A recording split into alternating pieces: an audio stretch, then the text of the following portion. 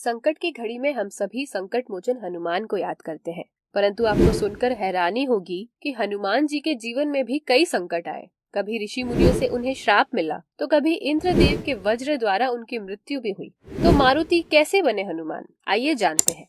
अश्वमेध यज्ञ की सफलता के बाद राजा दशरथ की तीनों रानियां गर्भ धारण करती हैं। तभी ब्रह्मा जी सभी देवताओं को आदेश देते हैं कि अब आप सभी गंधर्व कन्याओं, अप्सराओं, वानर, यक्ष और नाग कन्याओं के गर्भ से अपने समान वीर, पराक्रमी और दिव्य पुत्र उत्पन्न करो। ब्रह्मा जी की आज्ञा से राम जी की वानर सेना का जन्म होने लगा।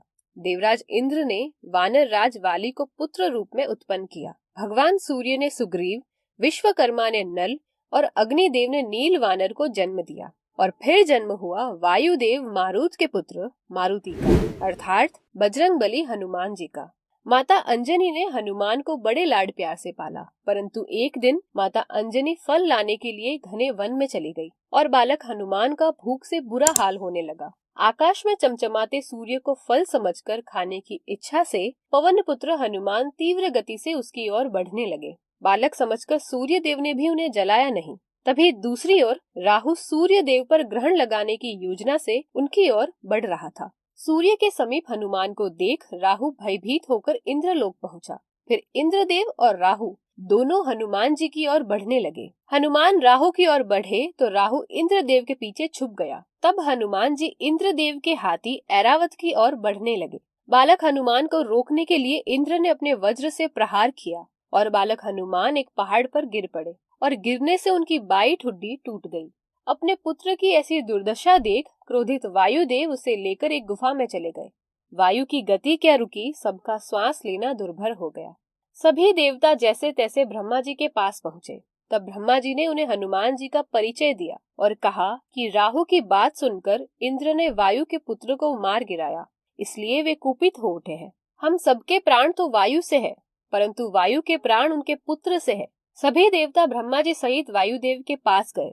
ब्रह्मा जी ने वायुदेव का प्रणाम स्वीकार कर उनके शिशु पर हाथ फेरा। ब्रह्मा जी का स्पर्श पाते ही हनुमान पुनः जीवित हो गए। अपने पुत्र को पाकर प्रसन्न वायुदेव फिर से वायु का संचार करने लगे। तत्पश्चात सभी देवताओं ने हनुमान जी को अनेक वरदान दिए। इंद्रदेव ने कहा कि मेरे हाथ से छूटे हुए वज्र से इस बालक की हनु अर्थात ठुड्डी टूट गई थी, इसलिए इस कपि श्रेष्ठ का नाम हनुमान होगा और आज से मेरे वज्र के द्वारा भी ये मारा नहीं जाएगा। इसके बाद सूर्य देव ने हनुमान जी को तेजोमयी भव का आशीर्वाद दिया।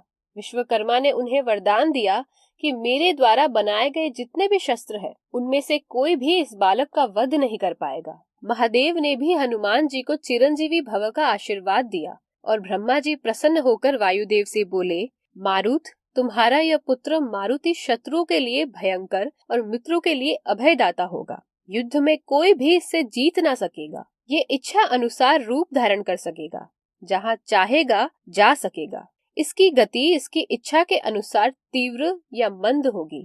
यह कपिश्रेष्ठ बड़ा यशस्वी होगा। युद्ध स्थल में रावण का संहार करने के लिए श्री रामचंद्र जी का सहायक बन अनेक अद्भुत कर्म करेगा। इस प्रकार हनुमान जी को वर देकर सभी देवता ब्रह्मा जी सहित अपने अपने स्थान को चले गए। परंतु कहानी यहाँ खत्म नहीं होती है, क्योंकि हनुमान जी अपनी सभी शक्तियाँ भूल जाते हैं। दरअसल देवताओं से अनेक वरदान पाकर बालक हनुमान की शरारतें बढ़ने लगती है। वे निर्भय होकर महर्षियों के आश्रमों में जा जाकर उनके यज्ञ में विघ्न उत्पन्न करने लगे। वेग से भरे हुए हनुमान जी को रोकना किसी के बस में नहीं था। तब विवश होकर महर्षि ने हनुमान को श्राप दे दिया कि तुम जिन शक्तियों के बल पर हमें सता रहे हो, आज से दीर्घ काल तक उन शक्तियों को तब तक भूले रहोगे जब तक कोई तुम्हें तुम्हारी शक्तियों का स्मरण नहीं करा देता। यही कारण था कि हनुमान जी कई वर्षों तक अपने बल को भूले रहे। परंतु जब माता सीता की खोज में हनुमान जी ने लंका जाने में असमर्थता जताई, तब जामवंत जी ने हनुमान को उनकी शक्तियाँ याद दिलाई।